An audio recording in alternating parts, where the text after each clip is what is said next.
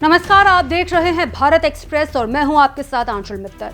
Europe in दिनों भयंकर गर्मी की चपेट में है। कई देशों में तापमान 40 से 41 डिग्री सेल्सियस तक पहुंच चुका है, जो वहां के लिए बेहद असामान्य और खतरनाक माना जाता है। लोग सवाल पूछ रहे हैं कि आखिर यूरोप इतना जल क्यों रहा है? क्या इसके पीछे सिर्फ एल नीनो जिम्मेदार है या फिर कोई और बड़ी वजह है? सबसे पहले समझते हैं कि हीट वेव होती क्या है। तो देखिए, हीट वेव यानी जब किसी इलाके में सामान्य से काफी ज्यादा तापमान बढ़ जाए और कई दिनों तक वो बना रहे। यूरोप में इस बार यही स्थिति देखने को मिल रही है, जहां लगातार गर्म हवाएं और तेज धूप लोगों के लिए मुश्किलें बढ़ा रही है। अब बात करते हैं एल नीनो की। एल नीनो एक प्राकृतिक मौसमी प्रक्रिया है, जिसमें प्रशांत महासागर के पानी का तापमान सामान्य से ज्यादा बढ़ जाता है। इसका असर पूरी दुनिया के मौसम पर पड़ता है और कई जगहों पर गर्मी, सूखा या बाढ़ जैसी स्थिति भी देखने को मिलती है। लेकिन वैज्ञानिकों का मानना है कि इस बार यूरोप की भीषण गर्मी के लिए सिर्फ एल नीनो को जिम्मेदार ठहराना ठीक नहीं माना जा सकता।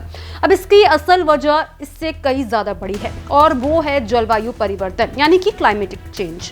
पिछले कुछ दशकों से इंसानों की गतिविधियां जैसे कि कोयला, पेट्रोल और गैस का ज्यादा इस्तेमाल, जंगलों की कटाई और प्रदूषण ने पृथ्वी का तापमान लगातार बढ़ाया है। यही कारण है कि अब हीट वेव ज्यादा बार, ज्यादा समय तक और ज्यादा खतरनाक रूप में लगातार देखने को मिल रही है। इसके अलावा यूरोप में एक खास मौसमी स्थिति बन रही है, जिसे हीट डोम या हाई प्रेशर सिस्टम कहा जाता है। इसमें गर्म हवा एक ढक्कन की तरह जमीन के ऊपर फंस जाती है और बाहर नहीं निकल पाती। इससे तापमान लगातार बढ़ जाता है और बारिश भी नहीं होती।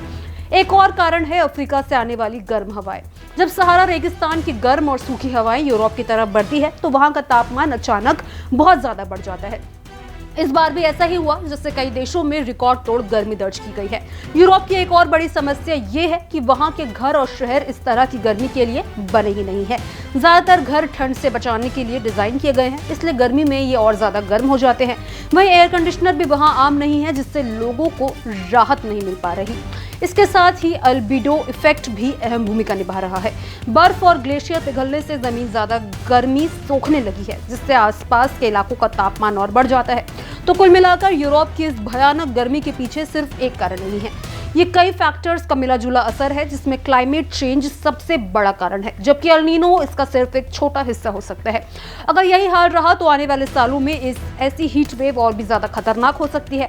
इसलिए ये सिर्फ यूरोप की समस्या नहीं है, बल्कि पूरी दुनिया के लिए एक चेतावनी है कि अब हमें पर्यावरण को लेकर गंभीर कदम उठाने होंगे, वरना जैसा अब यूरोप में देखने को मिल रहा है, अन्य देशों में भी ऐसा देखने को मिल सकता है, जिससे लोगों को परेशानियों का सामना और ज्यादा करना पड़ सकता है। तो इस वीडियो को सभी लोगों के साथ जरूर शेयर करें। साथ ही आपको क्या लगता है, यूरोप में स्थिति कब तक बेटर होगी, वो भी हमें जरूर बताएं।